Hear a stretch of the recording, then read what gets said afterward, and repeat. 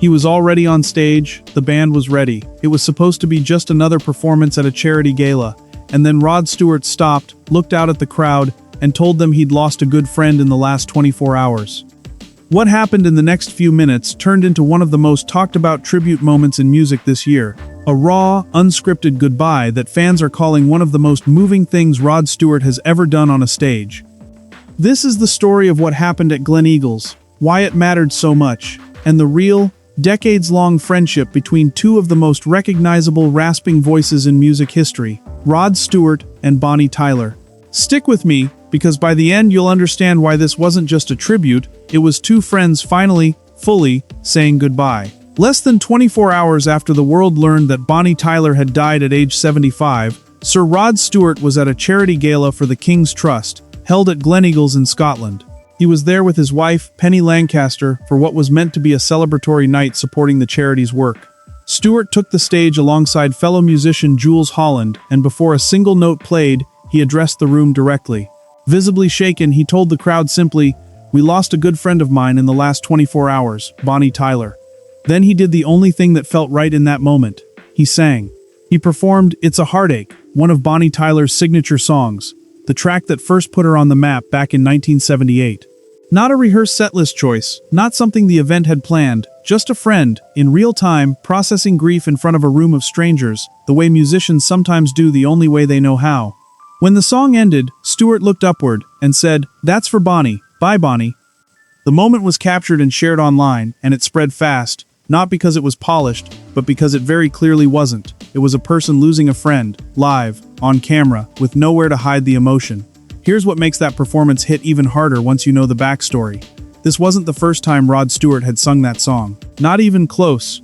"It's a Heartache" had actually been part of Stewart's own live sets for years, long before Tyler's death. He loved the song enough that he recorded his own studio cover of it, releasing it on his 2006 album Still the Same, Great Rock Classics of Our Time. Think about that. A song written for, and made famous by, Bonnie Tyler, 1951, one of Rod Stewart's peers. Tilo, Seninja, became something he chose to keep alive on his own albums, and his own tours. That's not something artists do for songs they merely respect. That's something artists do for songs, and for people, they genuinely love. And their connection went both directions. In 2019, the two of them officially teamed up in the studio, recording a duet together called Battle of the Sexes, for Tyler's album Between the Earth and the Stars. So by the time Stewart stood on that stage at Gleneagles, this wasn't a tribute between distant industry acquaintances. It was two collaborators, two friends, saying goodbye. After the Gleneagles performance, Stewart posted a personal tribute to Tyler on Instagram, and it's worth sitting with what he actually wrote, because it explains exactly why their bond ran so deep. He described the two of them as sharing similar styles of vocalizing, Shinachin, and if you know anything about either artist, that's the understatement of the year. Rod Stewart and Bonnie Tyler both built entire careers on the same kind of voice. Rough, gravelly, instantly identifiable, the opposite of polished. Two of the most recognizable rasps in music, both from artists who came up around the same era of British rock and pop. He called her a good pal, he called her a true soul stirrer, and he closed the message simply, he'd miss her, darling Bonnie. That phrase, soul stirrer, says a lot. It's not great singer or chart topper, it's about what her voice actually did to people who heard it. Coming from Rod Stewart, a man whose own voice has stirred plenty of souls over his 50-plus year career, that's about as high a compliment as you can get from a peer. To really understand why this tribute landed the way it did, you have to go back further than 2019, further than that studio duet. Rod Stewart and Bonnie Tyler were, in a strange way, mirror images of each other from the very start of her career. When Tyler's voice changed after vocal cord surgery in the late 1970s, the press and public reaction was almost instant. People said she now sounded like a female Rod Stewart. That comparison followed her for her entire career. It was in nearly every profile, every interview, every write-up of her sound. For most artists, being permanently compared to someone else might be frustrating. But by all accounts, Tyler and Stewart turned that comparison into something else entirely. A shared identity, almost a shared club of two, built around that same rough, weathered, instantly recognizable tone that neither of them could have faked if they tried. Stewart, of course, had been a star since the early 1970s, with his own run of gravelly voiced hits, So when Tyler broke through in the early 80s with a voice people kept describing in the same language critics used for his, it wasn't a coincidence born from imitation. It was two singers who'd each been shaped by the same kind of vocal wear, landing in the same lane, at roughly the same time, in the same British music scene. That's part of why Stewart kept It's a Heartache in his own rotation for so long. It wasn't just a great song.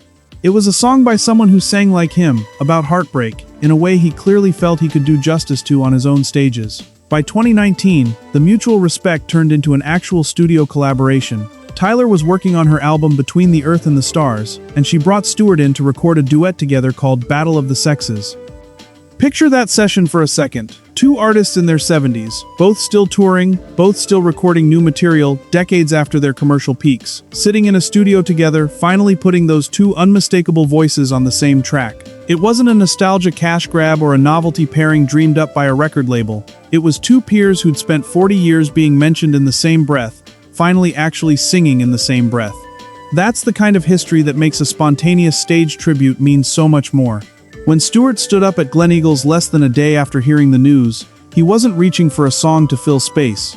He reached for a song connected to a real, working friendship, one with an actual duet, an actual shared history in the studio, not just decades of being compared to each other from a distance. Let's go back to that night one more time because the details matter. This was a charity gala for the King's Trust, 1904. A night meant to be about fundraising, celebration, big names showing up to support a good cause. Stewart was there with his wife, Penny Lancaster, likely expecting a normal night of performing and mingling.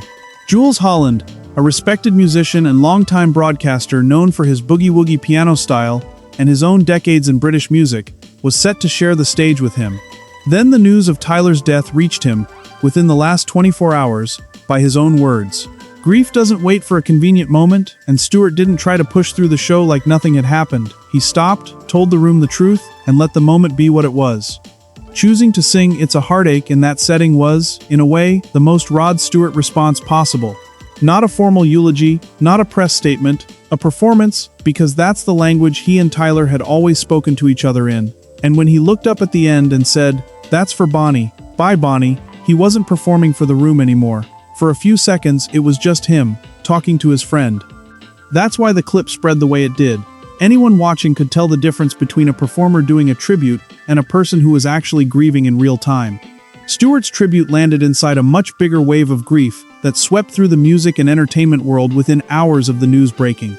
Bryan Adams posted his thanks for her past performance of his song Straight from the Heart. Sir Cliff Richard, one of her oldest friends, called her a wonderful friend gone too soon and praised her infectious zest for life.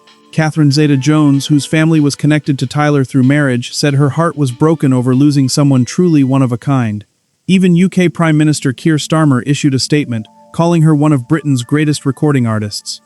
But most of those tributes were written statements, thoughtful, heartfelt, and posted from a distance, after time to find the right words.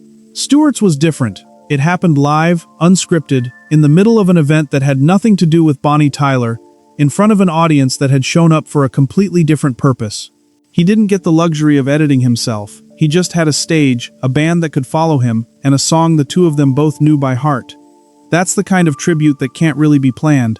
It's also, in some ways, the most honest kind there is. Bonnie Tyler spent decades being introduced to new fans as the female Rod Stewart, a comparison that started as a description of her voice and slowly turned into something much bigger, a genuine friendship, a real studio collaboration, and finally, an unscripted goodbye sung live on a stage in Scotland, less than a day after he got the news. That's for Bonnie. Bye Bonnie. Two rough, unmistakable voices, one final song between them. If you want the full story on Bonnie Tyler's life, her health battle, and her legacy, I've got a complete video covering all of that. Links up on screen and in the description. And if this moment moved you the way it moved me, hit subscribe, because I'm covering stories like this every week. See you in the next one.